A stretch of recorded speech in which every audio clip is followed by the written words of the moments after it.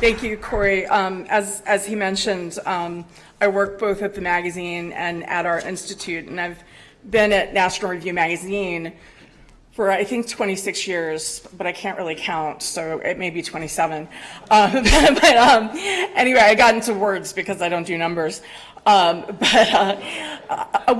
used to be the editor of our website for a long time, and part of my job was to be like ahead of the news, which is like impossible, right? So I was very happy that I could retire from that a number of years ago and focus more on the things I care the most about, which is civil society and faith and how we really get to helping people. You know, obviously politics it should be a noble profession, right? It's more like a necessary evil these days. Although, and I gather that a lot of this conference so far has been talking about the cultural, and we'll be doing a little bit more of that at lunch, and I really look forward to the Q&A session. I want to share a little prayer this morning. I'm always amazed at God's providence, and we shouldn't be. In one way, we shouldn't be, right? Like, it's God's providence. But if we ever lose that awe of it, then that would be problematic. So this morning, I'm praying the Liturgy of the Hours that some Catholics pray, and I look at the Mass words, and one of the opening prayers is, and closing prayers, Almighty, ever-living God, who gave us the Paschal mystery in the covenant you established for reconciling the human race, to dispose our minds, we pray, that what we celebrate by professing the faith, we may express in deeds. That's, you know, it's awesome to celebrate Easter, you know, but what is it going to look like in the future of the pro-life movement, right, for one thing? And when I was asked to give a title, as you saw walking in or on your conferences, I borrowed some language from politics, the fierce urgency. Remember Barack Obama used to talk about that, but of radical hospitality right now. And what does radical hospitality mean? It means everyone, so it's great if we vote the right way and support local crisis pregnancy center or maternity home, but does every person in our lives, especially the young people, know that if they found themselves, she found herself pregnant, if he was part of a pregnancy, could they come to us? And sometimes I worry that I'm the last person they would come to because they know my views on abortion, right? But do they know that we'll be loving and we'll be merciful and we will walk with them? Because the pro-life movement needs to be known as the people who walk with people, who love people. And unfortunately, because so much of this plays out in politics, that's not what people see. And I know you'll be hearing from somebody at a crisis pregnancy center nearby later today. Those are the stories we have to tell of the amazing things that women are capable of. The stories of the men who really step up to the plate, and the stories of, you know, I talk a lot about, or I work a lot with the Sisters of Life in New York. They're religious sisters who, you know, they take the usual vows that sisters do, poverty and chastity and obedience, but they also take a fourth vow to protect the sanctity of human life. And so the way they do it is they have women live with them, and they walk with them, and they become a part of their lives, so much so that one day I wanted to do a webinar or something on some aspect of something that was going on that particular week in the news with one of the Sisters of Life, who at the time ran their big visitation convent in New York, where they really work front lines with abortion-minded women. And she couldn't that particular day when I was asking her, because she was going on a college visit with what was once a baby and the mom who came to them because they've been around about 35 years. And so, I mean, the pro-life movement, that's what it really is and needs to be. And if that's not what we are looking like in our witness, then we gotta think more about what more we can be doing so that people see our credibility. So when I was thinking about the phrase radical hospitality, obviously hospitality is something that's in the gospel, right? My friend Carter Sneed, who's at Notre Dame, wrote a book about what it means to be human a couple of years ago. And he talks constantly about this radical hospitality. And as I was thinking about this talk today, being here with you, I remembered his wife, Lee, last year at Thanksgiving, wrote a piece that I think is at the core about how we need to be rethinking how to be pro-life and how people see pro-life.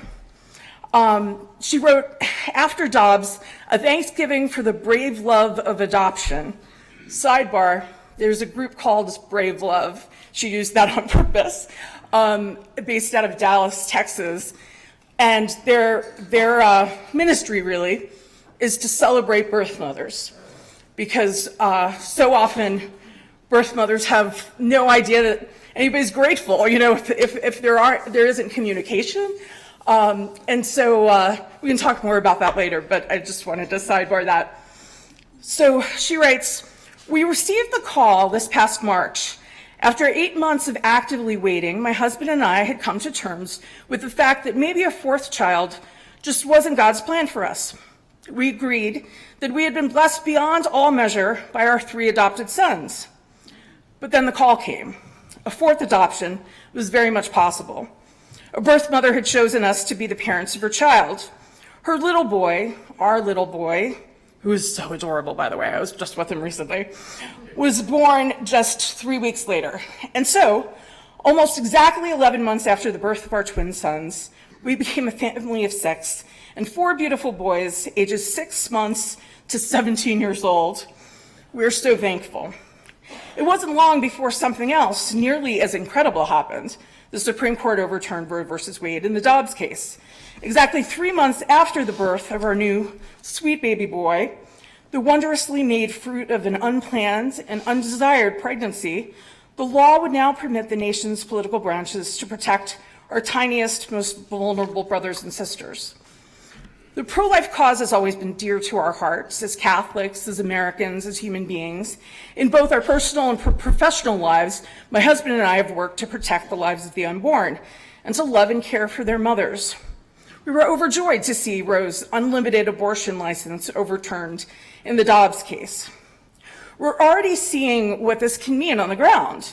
In Texas, for example, restrictive abortion legislation has led to fewer abortions, and she wrote this in November. We've seen now even more after Dobbs. How will that affect the numbers of babies placed for adoption remains to be seen. But if we can promote adoption as a good and empower choice for mothers to make when they're unable or unwilling to welcome a child, they will certainly rise. Yes, there have been some disappointing setbacks at the polls in certain states since Dobbs, but we can still rejoice that some states have successfully restricted access to abortion and spared many women and babies the barbarism of Planned Parenthood's health care. That's something for which we can be thankful for. As I hold my youngest baby in my arms this November, she wrote in November, which is National Adoption Month, I'm grateful for the choices his birth mother made that led him to become a part of our family. I'm thankful for the radical hospitality she showed by carrying him for 9 months and doing all she could to help him be healthy and safe. I'm thankful for the hours she spent poring over the profiles of waiting families and discerning which one she wanted her son to join.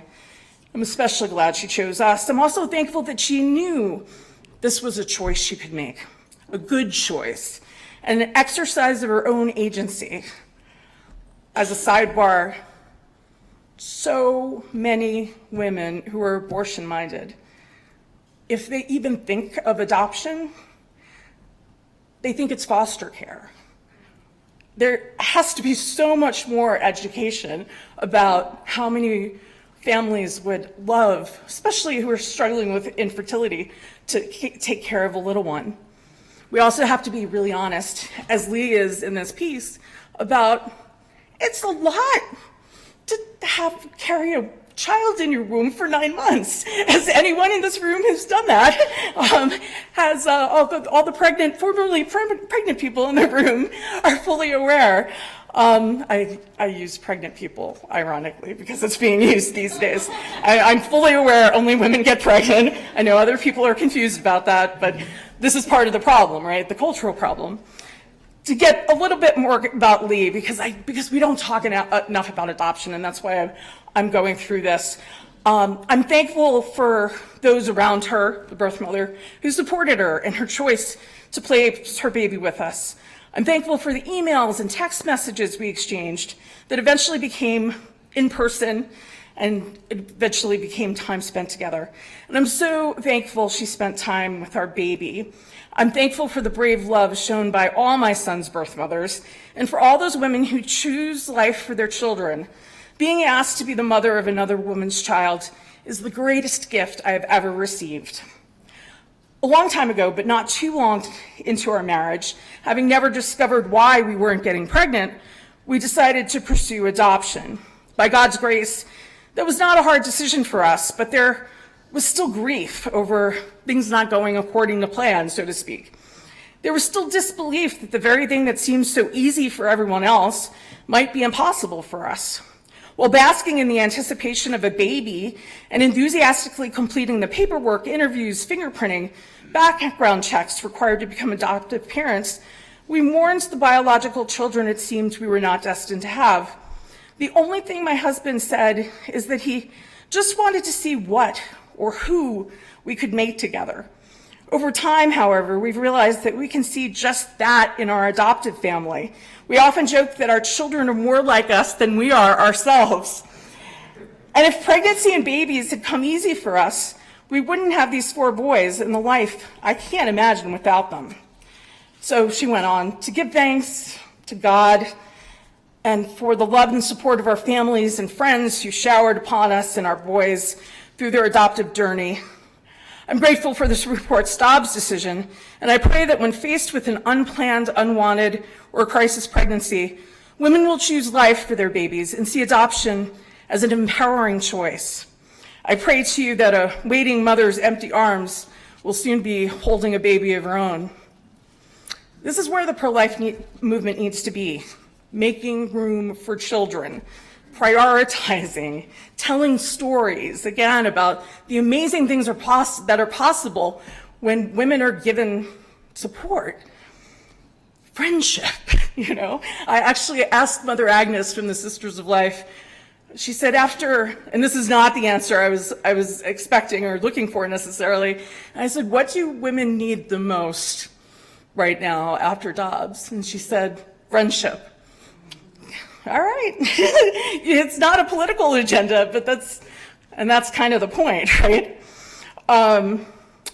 We need to make the choice for life really plausible and possible. We need to inundate women with resources and education.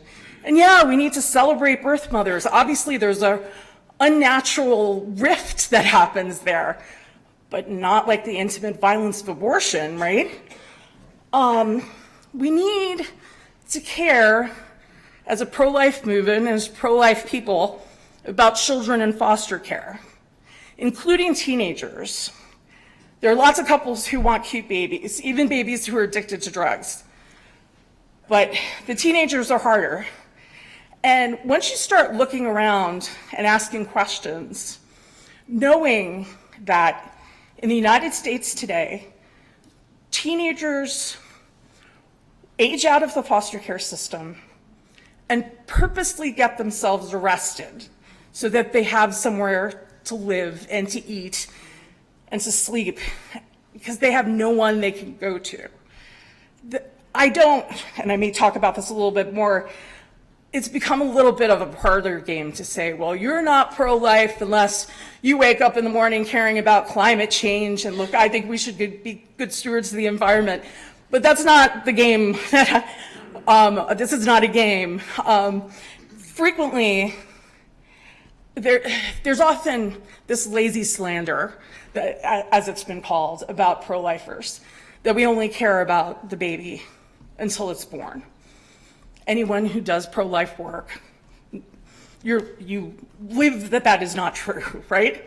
That having been said, if there are children in foster care, that gives them a reason to say that, you know? And obviously not everyone in this room can empty the foster care system, but there's a movie, what is it called?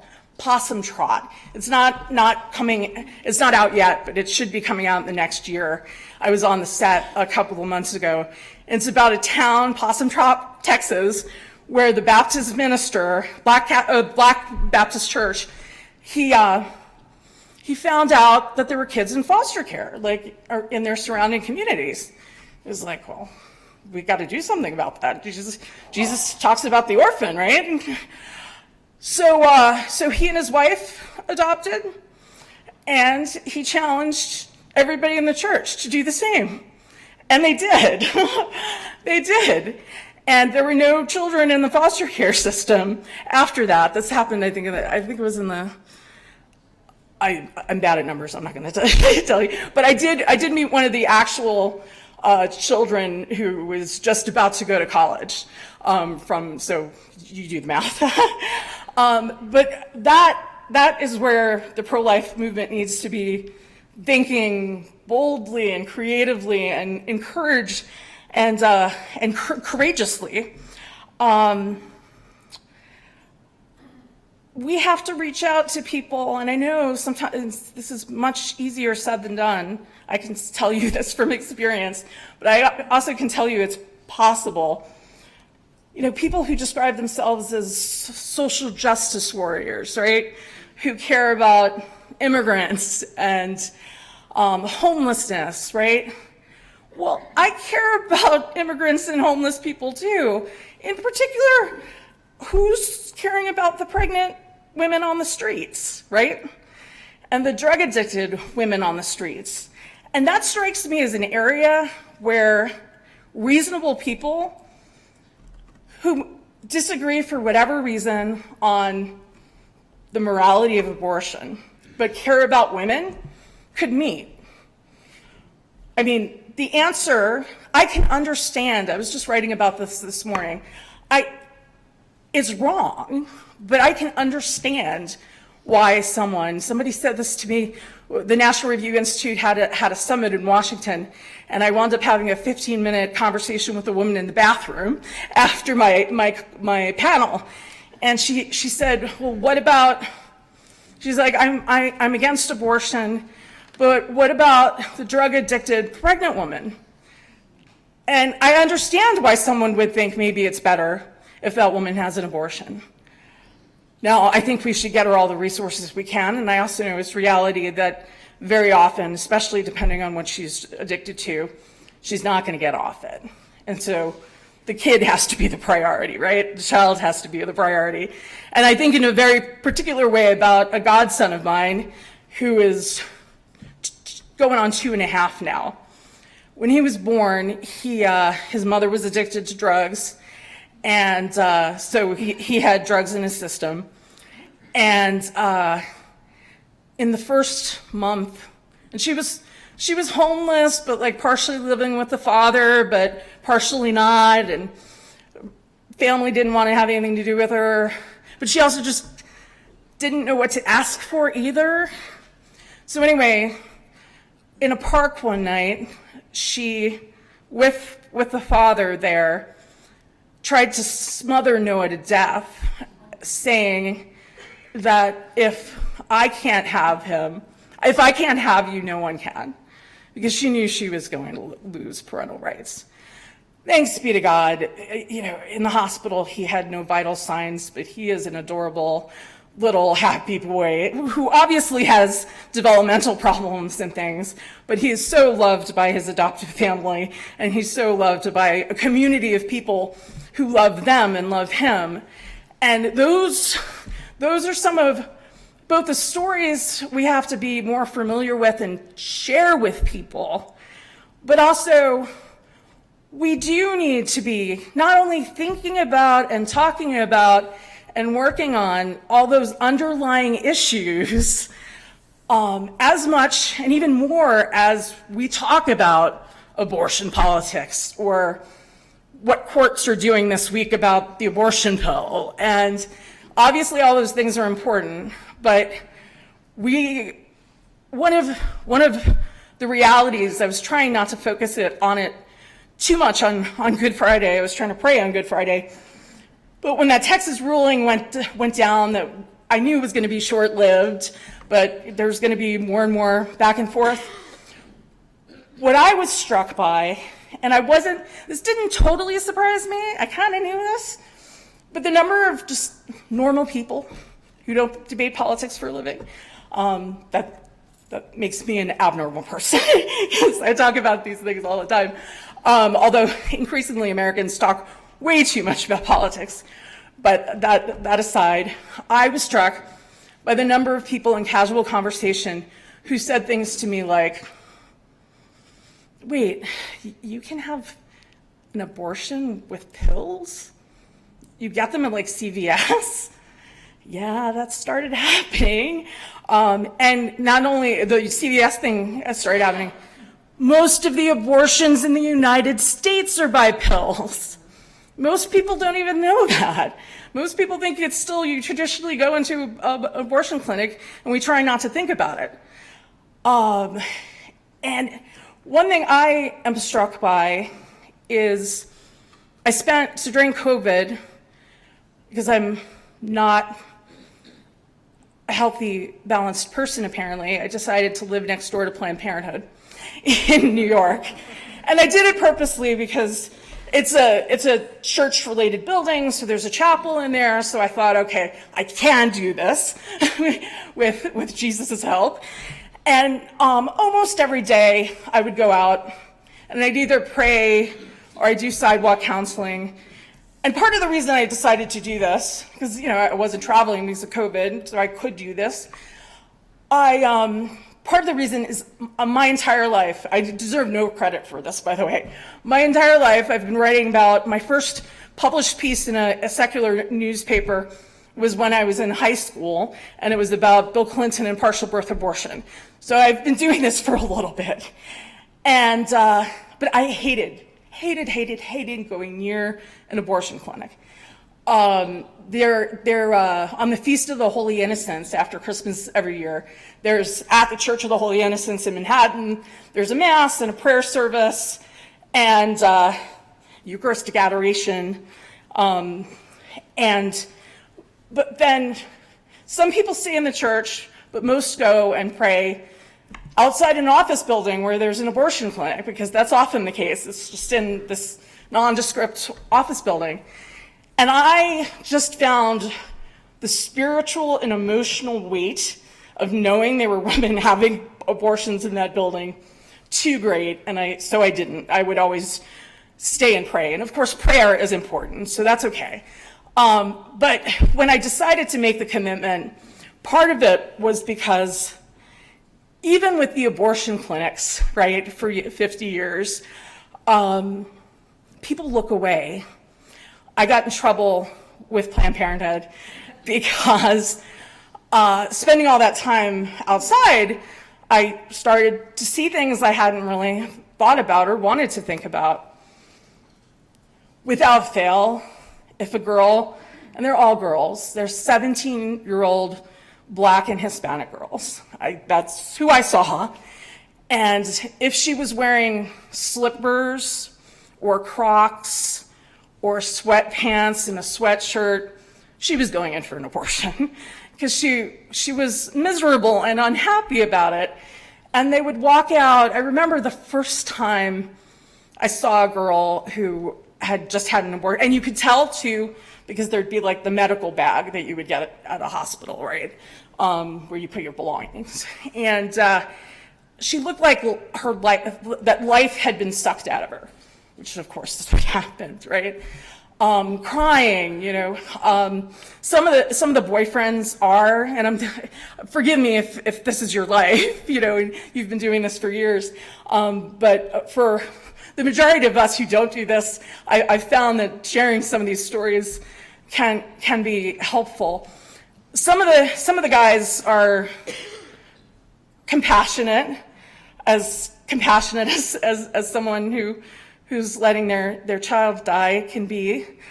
But the one thing that drove me crazy when I was doing this every day is in the summertime, the guys would stay in their cars with the air conditioner running. Sometimes they'd open the door when she came out. A lot of times they wouldn't. I'd watch guys bond on the street. So, why are you here for, and like, how long does it take? Oh, you've done this before. How long does it take? Those kind of questions.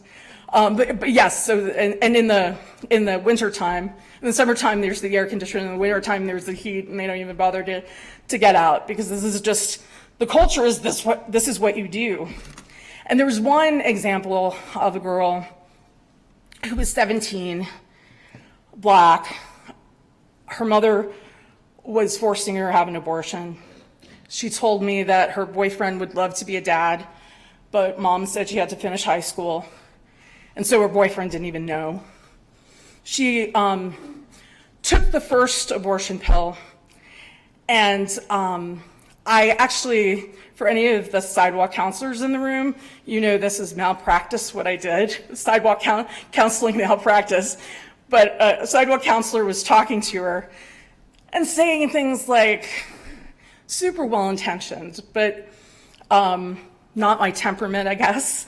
So saying to this already distraught girl, you're going to see your baby and flush it down the toilet, which is true, but not the approach I would take.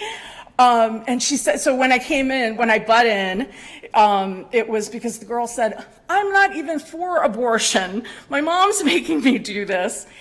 And so I, just kind of tried to be friendly and ask her name and smile a little bit. And I told her about the Sisters of Life, who are like a 5-minute Uber ride from where she was. Because in New York City, we have Ubers. I discovered here you don't have Ubers in Grove City, but that's an aside. So we connected her with the Sisters of Life. 2 of them had a conversation with her. She couldn't go there because she had to pick up her little brother from daycare. So this poor girl is being sent to have an abortion, get the abortion. So there's such a thing, as many as you may know, as abortion pill reversal. And so which increasingly secular medical associations are trying to say is some kind of malpractice. It's simply hormone therapy. You just reverse the result, reverse what the first pill started. And anyway, so she was interested in the reversal. She started a conversation with 2 of the sisters on the phone after she picked up her brother, and her mom took the phone away. So she had the abortion. Fast forward, I can't remember, 7 months later, she's at Planned Parenthood again. She's pregnant again. But now it's later in the pregnancy. And by the grace of God, whoever is describing what is going to happen to her, Planned Parenthood worker, says, and then they stopped the heartbeat. And she started crying, and she said, I can't do that, and she left. And she contacted the Sisters of Life because that connection had been made. I, of course, the first time, I felt so devastated for this girl. I felt like a complete failure. It was such a reminder, though, and this is such an important thing in the pro-life movement and in life, but it's not about me. It's not about us, right? It's about being open to whatever God's will was. Obviously, God didn't want that first baby to die, but God knew that making that connection would have a difference later on. And the other thing is, sometimes when I tell that story, people, especially conservative people, and obviously I'm a conservative person, I work for a conservative magazine, will roll their eyes and say, why can't she keep her legs together? Or something like that. Why is she pregnant again? And part of the answer is, I think, what this conference is trying to get at. The culture, right? At some point when I was doing this almost every day at the clinic business, and this clinic is like the flagship Planned Parenthood. It used to be called Margaret Sanger, but they took her name off, thinking that somehow that would erase the eugenic legacy of Planned Parenthood and Margaret Sanger. But it was a little cosmetic surgery, basically. So around that time, I found myself, once I was in an Uber, I forget what the other instance was, but I would hear these songs, and the one in particular that caught me wasn't a new song, I was later told by the younger people, but Rihanna's Rude Boy. And Rihanna, of course, sang at the Super Bowl halftime show, and the song is about using the guy before he uses you. She's like empowering the young women to, make the first moves and all things sexual, right? And that's the culture this poor girl lives in, These are the songs they're hearing. And it's like, and songs, that's quaint. I mean, what are they hearing on TikTok, right? It is related. I don't know if you've heard the name Dylan Mulvaney. Okay, yeah, so this disturbed human being, who is an actor, oh, by the way, who says that he's trans, I think it was during COVID, he decided that he would make a TikTok video a day describing his trans stuff, transition, And the first day he says something like, I just started taking my hormones, and so girls, you'll understand. I cried all afternoon, and I was totally irrational. Like, excuse me? This is a complete caricature of women. And then now he has as many of you are aware, an endorsement with Tampax. Dylan Mulvaney clearly is never going to use that product. But this is part of just the total confusion of the culture. There's a young girl who's testified in Congress now. The idea that an 18-year-old girl has to testify in front of Congress to talk about her detransition, because she transitioned as a younger teenager. But she talks about how she got the idea from TikTok. She was unhappy. Kids are having sex because they're unhappy. Kids are changing their gender because they're unhappy. One of the most encouraging things I find, and I'm going to stop in a few minutes because I really would like to have more of a conversation, is, first of all, being in some place like Grove City is a beautiful thing, and I hope I'm going to share I overheard in the ladies' room earlier. Apparently I get a lot of information from the ladies' room. This will not be news to the men, right? I think you've been suspecting this for a long time. But I was hearing people talk about, women, obviously, talk about we're at Grove City. So there's a ladies' room. All the marriages that come from Grove City.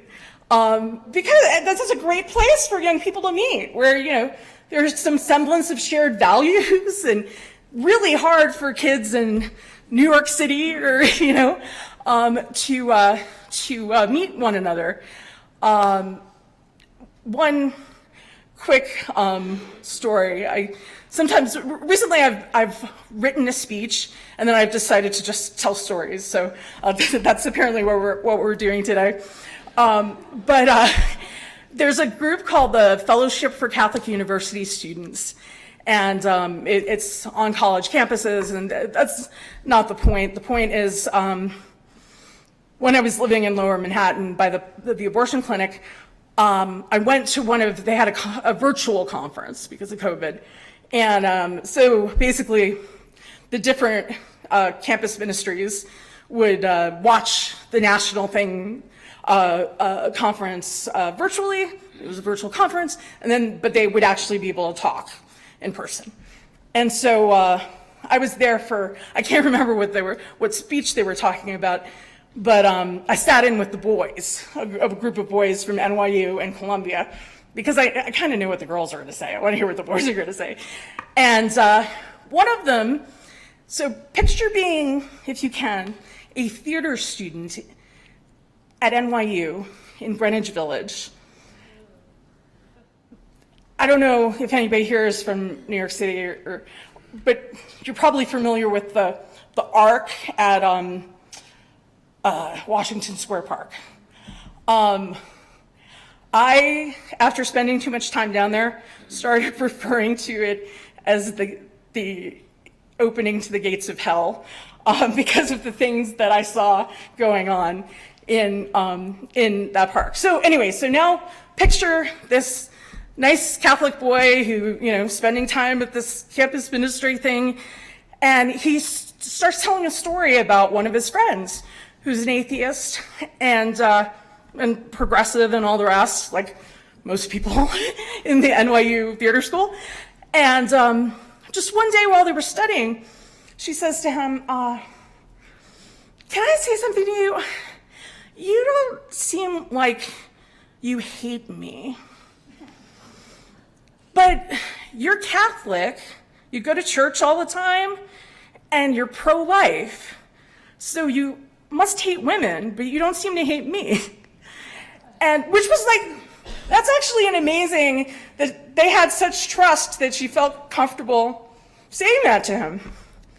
And asking, So then he started talking to her about how Catholics, and I know Catholics and Protestants have differing views of this, but how Catholics love Mary. I think Protestants love Mary too. She's the mother of God, right? But most of you know there's been controversies over the years and things. Bill Buckley, the founder of National Review, said once that he never understood opposition to loving the Mother of God because it seemed so unchivalrous. Like, of course you would love the Mother of God. But anyway, back to the theater kid. He's just talking about like his love for Mary, and he's talking about things John Paul II wrote about feminine genius and the beauty of women and things like this. She had never heard of any of this. And he also kind of tried to unpack what being pro-life meant for him and caring about women, And so at the end of it, she didn't like convert to being pro-life or being Christian or anything like that, but it started a conversation, and she heard things she had never heard before. And I think part of what, at this moment, post-Roe, we need to be doing is not being afraid to have conversations, but also being patient, because it wasn't the first day they met where, he said, oh, a feminist atheist, I'm going to convert her, No, he loved her. And in time, they had a conversation. And in time, they have another conversation. And a lot of the work that's more fundamental, more, dare I say, important, and politics and policy is important. I work in it. I know that. But the other stuff is even more important. I used to do media training sometimes, usually in evangelizing kind of context. And I also joke, I'm what not to do. You're not supposed to talk with your hands. You're not supposed to wear dangly. There are all these rules about, doing media and things like that. I break them all the time. But one of the communications principles was, like I said before, it's not about you, the person talking. We're not the savior, right? Going back to that story about the girl in the abortion clinic, like I had no idea what I was there for. Just be available, right? Be present. But one of the other things is people aren't going to remember what you say as much as how you make them feel. And so if somebody comes, if somebody meets you for the first time after being at a conservative Catholic, a conservative Christian pro-life conference, right? And they ask you something about it, or maybe this is an old friend and you have disagreed for years, agreed to disagree while you're fishing or whatever. If you tell them something that makes them think differently, maybe about you, maybe about pro-life people, some story about the work at a crisis pregnancy clinic or whatever it is, that's going to be more beneficial than having a debate about whether Donald Trump should be president again, or, and I think we need to not be afraid to do more of that and tell more stories. I couldn't read the clock back there, and at some point I'm supposed to stop talking. So that's why I was looking at my phone. I wasn't checking to see if I had any text messages. Let's, since I completely ditched everything I wrote for the most part, let's go to questions. And I think, Corey, you have a microphone? Yeah, so let's first off give a round of applause.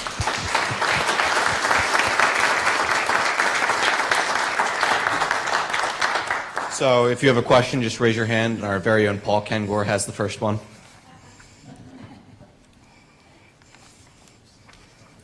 Paul Kengor, I have not seen you in ages. It's so great to have you back. I didn't get to see you before the talk, so I wanted to welcome you back. Yeah, no, I saw you lurking in the corner. When was it last time? We did a Q&A maybe 10 years ago, maybe? At least 10 years ago. Right, I think it may be even more. Yeah. Well, it's great to have you back. No, great to be here. So the Planned Parenthood clinic that you're talking about, that's the one on Bleecker Street? Yeah, this is the one you see on Fox News occasionally because of the protests. Yeah. And amazingly, it's right next to the Fulton Sheen Cultural Center. That's where I was living, yeah. And so at one point you had Fulton Sheen in that area, Margaret Sanger, Dorothy Day, all walking back and forth along that street. Really amazing. Yeah, amazing. But on the positive side, they've taken her name off the clinic, but I've noticed it's still called Margaret Sanger Square. They just removed that in the last 6 months to a year. Oh, great. Or two. Okay, yeah. good. So I'm pointing Although I kind of preferred when it was there because it's more honest. Me too. Yeah. So, but I guess I'm pointing it out for, I guess this is a positive. Yesterday somebody had talked about Margaret Sanger and her, racism and race improvement. And the fact that they've now acknowledged that checkered past, I think, is one of the positives that we could point out. That's a victory, no? Yeah, no, I think the truth, it's been decades in the making that the truth has been acknowledged about Margaret Sanger in that regard. So you're totally right to say that that's a victory, that's progress. But they also think that by just removing her name, it makes things okay, which it doesn't. And as I was noting, and statistics note this too, I mean, they're black and brown girls who are having their babies aborted. And in New York City, and that's what Margaret Sanger intended. And in New York City, there's zip codes where more black babies are aborted than are born. And these are things that need to be talked about more as well. And aren't. And yeah, so some of you may have seen on Fox News or on the internet, we'll have a mass on the first Saturday of the month, and then process, it's the block from Old St. Patrick's, it's not even a block, honestly, to the Planned Parenthood on Bleecker Street. And so we will quietly on the other side of the block pray the rosary. And so that gets protested. And it used to get protested, but it really started getting protested around the times of the Dobbs oral argument. And so much so that in a couple of instances, the police told us not to process because they couldn't protect us. The group that comes to protest prayer, let's be clear what's happening here, are a mess of, unhappy people, anarchic. I mean, some of their signs are about anarchy. It's not even about abortion. But one of there's one, and this is, I want to just say this because it's a point about the culture too. There's this woman, now I forget her name. She's a performance artist, and she calls herself, oh gosh, something Barney. Anyway, that's not the important part. She shows up with, she's black, has a white bathing suit and sort of falling off, especially on the top. And she's got attached to her these babies, dolls, right? And they're like all tied up by string, and she says, and I was standing there the first time, not far away from her, and she says, help me, I'm having an abortion, and lots of expletives, and got on the ground and started simulating with these dolls, right? So this is disturbed people. And in this case, a performance artist, she's looking for attention, right? But one morning, they've gotten, the New York City for Abortion Rights people have gotten to know me. Oh, I forgot to tell you why Planned Parenthood, I got Planned Parenthood mad at me, I'll tell you in a second. So one morning, one of the protesters says, oh, Kathryn Jean Lopez, you joined us this morning. And I said, you're usually not supposed to engage, but I did. It was early in the morning. And I said, well, I just wanted to say good morning to you. And she said, well, it is a good morning because no one is forcing me to have an abortion today. And I'm thinking, unlike yesterday and tomorrow, when you'll be forced to have an abortion, both of those days, it just doesn't make sense, right? So a lot of it's just irrational angriness, the whole culture is angry. So I was mentioning seeing things that you don't want to think about when you spend time outside of abortion clinics. And part of the point about reflecting on this is because now there's nothing to see, right? It's happening in college dorms with the chemical abortions. The majority of the abortions, they're happening in women's apartments, in the bathroom. That Abby Johnson, I don't know if Abby mentioned this, but Unplanned, that movie, was rated R because of the scene with the chemical abortion in her bathroom. And they weren't trying to make it overly gruesome. That's a fact. We're talking about R-rated activity here on the violence level. So the first day that I noticed, and so Bleecker Street, it's like a busy part of Manhattan, lots of people were walking by, and I see a medical waste truck. And at first, sometimes I'm not the quickest person in the world. I'm like, oh, medical waste. Oh, Planned Parenthood. So he takes on a dolly, one of the guys from the truck, some boxes, folded boxes like you would buy at Staples if you were moving, and a bunch of them too. And he goes inside, and then maybe 10 minutes later, he comes out, boxes that are filled with stuff. And sometimes it's 3, sometimes it's 9. They come multiple times a week. And so I started to post pictures on social media of the boxes. I mean, the first time I just started weeping when I realized what had to be in there, right? And anyway, but one day I decided to write about it with pictures on, and I think at one point, I tried to do it so that you wouldn't see the faces of the guys who worked there, but just the boxes. But one time I didn't want to get them in trouble, but I did find a way on social media to just describe how at one point they were just throwing the boxes in, And anyway, when I put the pictures on National Review, Planned Parenthood was not happy with me. But I'm glad I did it because a lot of people never really thought about it. I mean, I had never really thought about just the physicalness of these boxes on a New York City street that hardly anybody notices, People are walking by with their headphones and doing whatever, and yeah, anyway. question up here.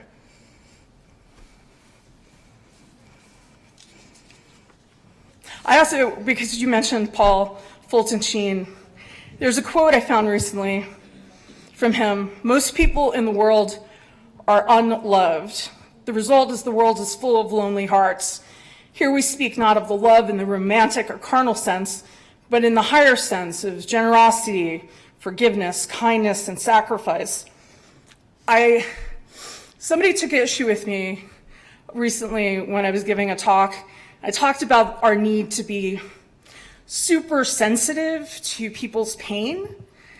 And I think there were two objections. One of them is probably the use of the word sensitive, because we can think of sensitive as being, just taking things too emotionally, or that's not what I was getting at. He said maybe if you said super compassionate, but he also said, but they wouldn't show us the same respect, so we shouldn't show it to them. And that I object to, because we're called, like Jesus died on the cross, right? We're called to a greater love. And I can't pretend that I am a living witness of this, but I do know what it's supposed to be, or at least what I'm being called to. I do think we have to love. I love that girl who's screaming at me about being forced to give birth tomorrow, Did I say abortion or birth? I hope I said abortion. So I totally butchered that story. So she said, no, it's a good day because I'm not being forced to give birth today, as opposed to tomorrow. And the signs are often about forced birth. See, this is the problem with going off script. You say the wrong word. Sorry. Kathryn, thank you very much for your thinking, your writing, and your passion. Would you have a book or other resource to recommend if any of us, for instance me, like to get more in depth into the background of pro-abortion Catholics? Pro-abortion Catholics. That's a good question. Is my information is on the table, right? I see a business card there. Yes. If you email me, I will get you a good answer to that question. One's not coming to mind now. The thing about pro-abortion Catholics, there are a couple of things. One of them is the group Catholics for Choice is funded by Soros money. Like the idea that this is the idea that this is an organic movement in the Catholic Church, that's ridiculous.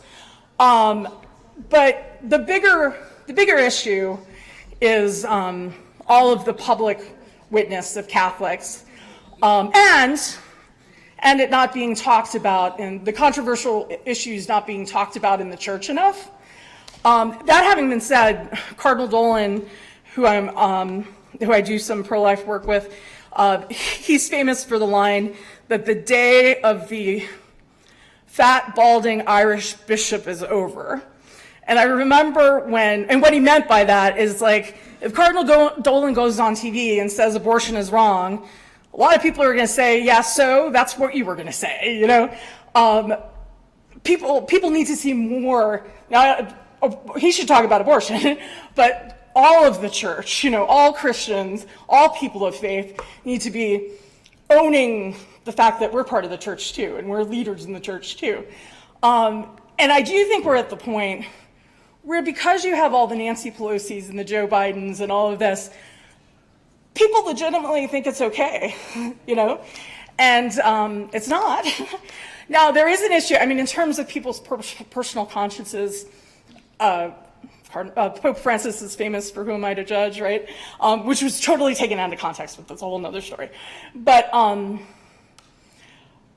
I am willing to believe that Nancy Pelosi, in her mind, somehow thinks she's doing the right thing, because she's probably had priests tell her it's okay, in San Francisco or whatever. Now, her bishop has been very clear with her, but she said recently that that's his problem, not mine.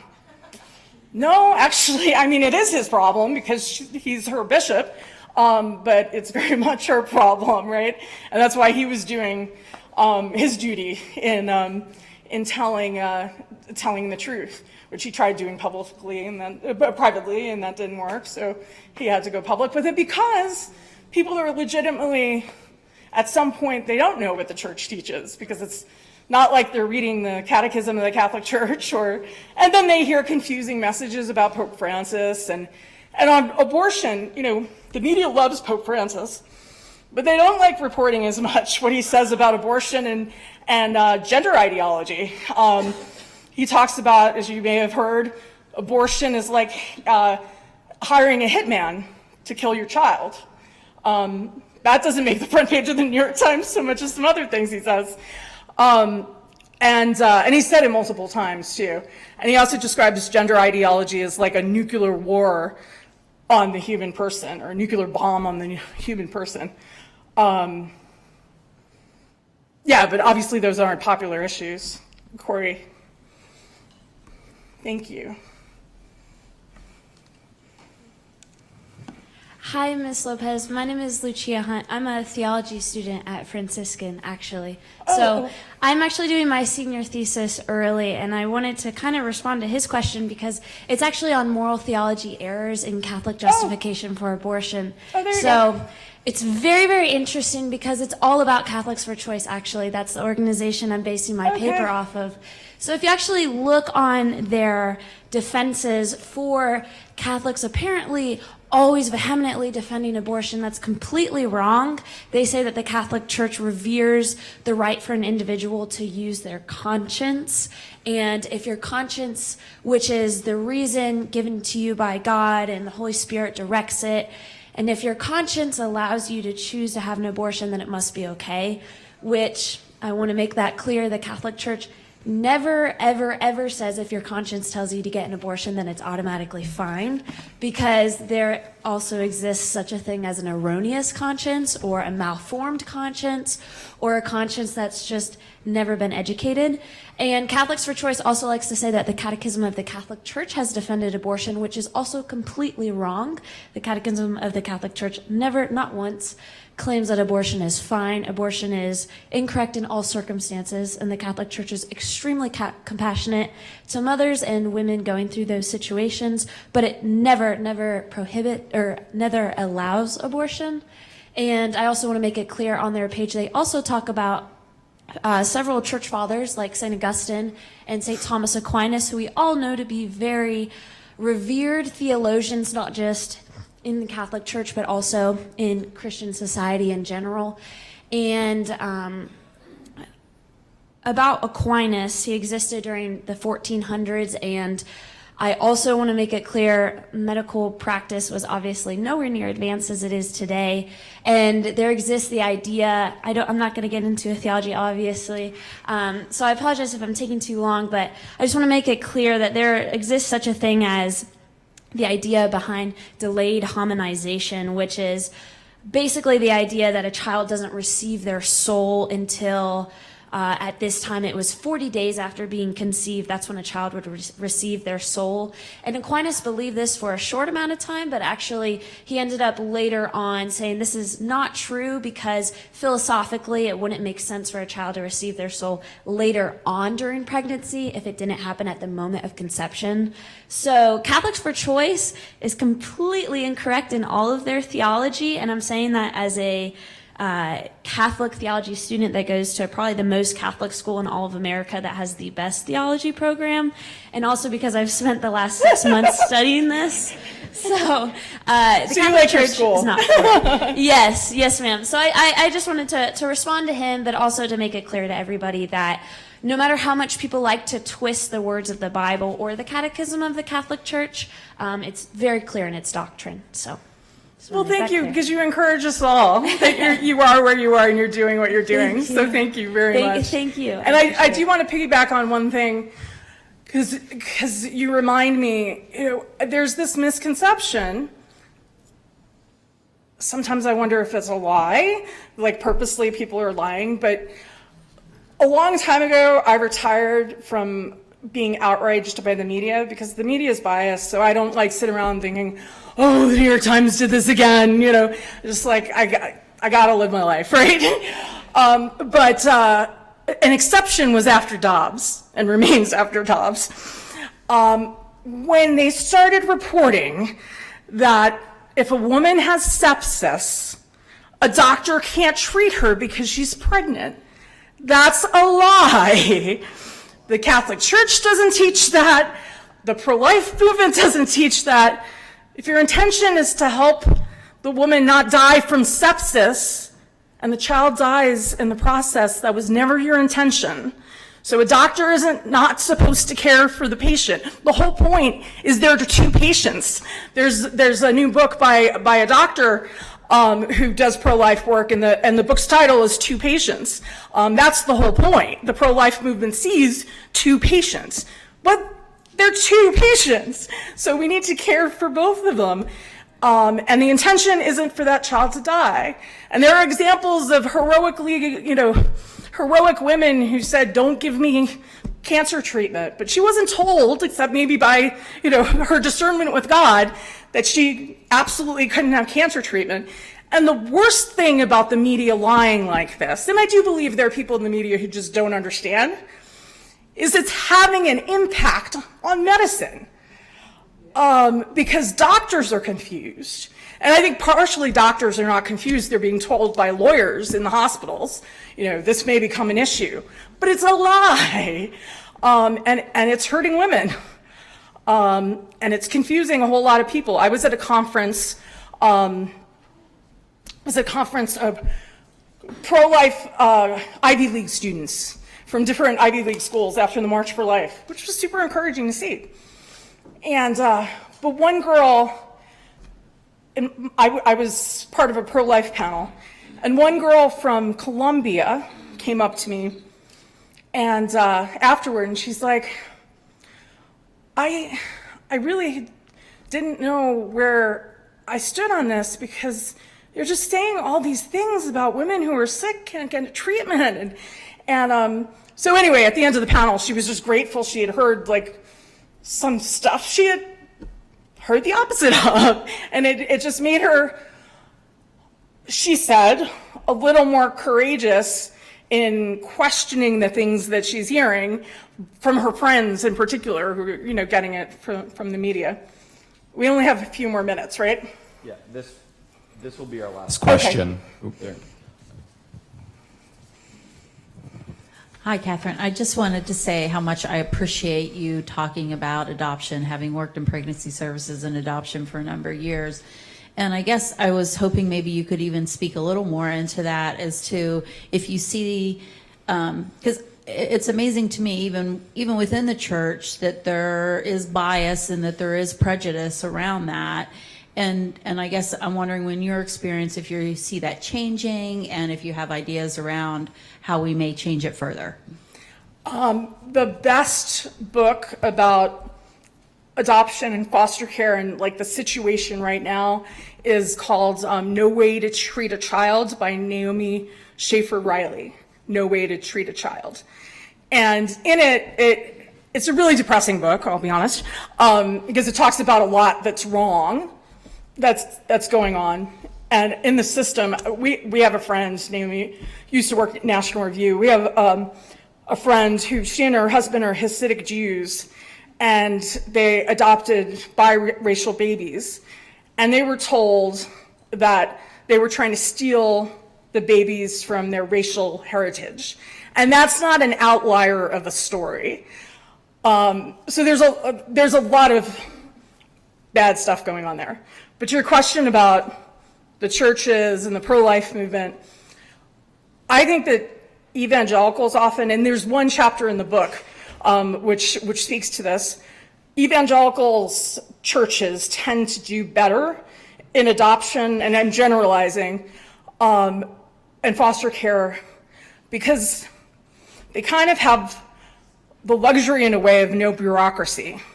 Once you've got the bureaucracy the Catholic Church has, it almost gives a Catholic in the pew the freedom, I'm not saying it's right, but to say, oh, somebody's taking care of the problems, right? I give money to the Cardinals' appeal or whatever it is.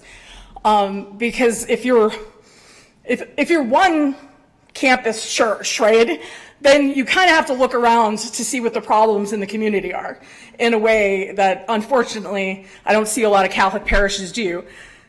The bishops put out, have an initiative that's kind of a challenge that some churches have taken up, but the majority haven't. It's called Walking with Moms in Need. And the idea is you do a self-assessment in the parish. What are we doing to help women? What are the needs in the community? And then, work to step up to the plate. That's what needs to be done. But it's hard to get a whole group of people to sit around and do that when they haven't been doing that. So that's where, if you're at a pro-life conference, go back home and start asking questions and bring some friends together and ask some questions, And one of the most important things, in addition to, are we people who young people would come up to if they found themselves pregnant? The other thing is, if a woman in a crisis pregnancy knocked on the door of your church, would anybody know what to say to her about the resources? We don't have time to get into this, but one of my big obsessions is trying to talk about maternity homes, particularly maternity homes that started kind of by accident. It's God's providence, right? But it's like, well, I was volunteering at a crisis pregnancy center, and woman after woman after woman, her problem, why she was wanting an abortion, was she didn't have somewhere to live. So we can't just say abortion is wrong. We have to figure out where she lives. And there are so many stories, and maybe some of them are in the room, of people who opened a room in their house, empty nesters. That's radical hospitality. That's like, okay, what more can I do? That's not a political platform. That's not a button that a church can press. But it's us asking questions like that of ourselves and our friends. And, if you're in a Republican Ladies Association or whatever, like, what are you doing practically to help? And then, of course, it's like job skills, and being pro-life is helping women and families. If the men step up to the plate, if we can help them too, which is a whole nother conversation, right? It's what can we do to help them flourish? And that also includes conservatives not being afraid in a policy context to talk about things like paid family leave. And you may have heard too, there are pro-lifers saying, we need to make birth free. I'm a little skeptical of how that actually works. But on the other hand, I'm glad pro-lifers are asking that out loud, because it makes people kind of do a double take. Like, oh, they actually appreciate that it's expensive to have a baby. I don't think people will think that the pro-life movement knows that. It's kind of like, the way we talk about adoption, first of all, giving the child up is not the best language, right? Is making an adoption plan or choosing that path to parenthood is another way I've heard it described. But also being very careful in our communications to not act like it's nothing to carry a baby for 9 months and then hand the baby over to somebody else. It's beautiful, but it's amazingly self-sacrificial, right? Especially when almost everything in the culture is saying, just take care of the problem. It's freedom, it's healthcare, it's women's rights, This is what this poor girl is contending with. All her friends saying, just take care of it. And the culture is such now, back to the point about, abortion pills, she doesn't even have to tell anybody, She can get abortion pills in the mail. The girl in front of you at CVS may be getting the abortion pill. She could be getting a thyroid pill. Who's to know, right? So it's a challenging culture, but there are so many opportunities.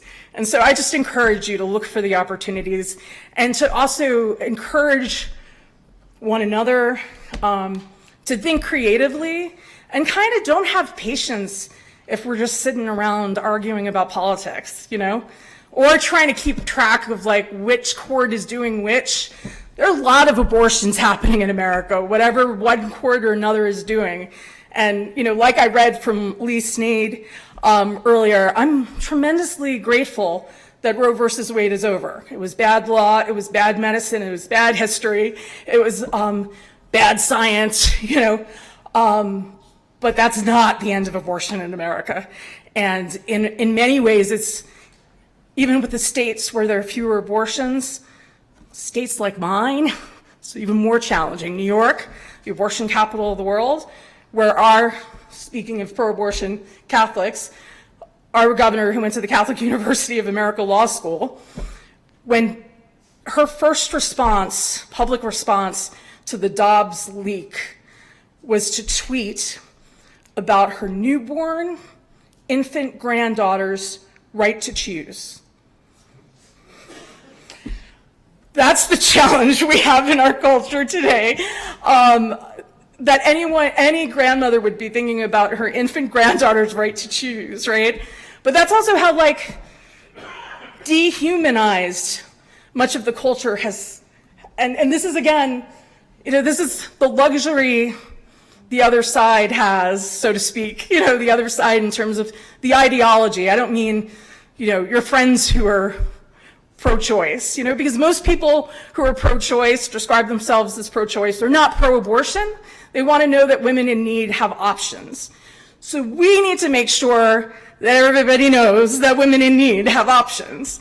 And that is one of our greatest challenges, to really build that civilization of love and life that Pope John Paul II wrote about. And when he died, I was so moved by how many Protestant members of Congress and other people in public life celebrated his life because he was able to really bring Christians together on that issue. And if you go back and read his Gospel of Life, I really encourage it, especially what he says to women who have had abortions in particular. But I have to be quiet now. Thank you so much for having me.